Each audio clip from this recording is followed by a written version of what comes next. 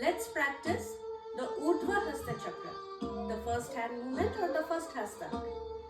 We'll go in slow speeds first and then increase our speeds. 1, 2, 3, 4, 5, 6, 7, 8.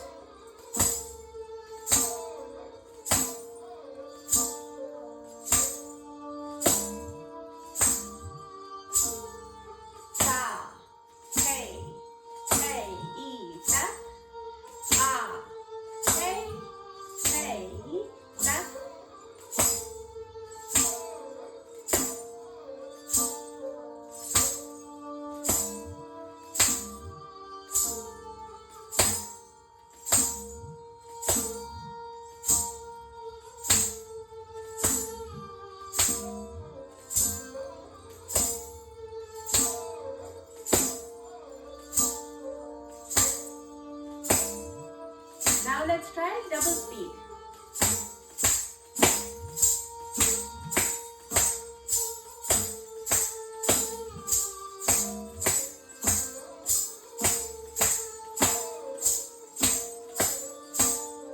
1, 2, 3, 4, 5, 6, 7, 8.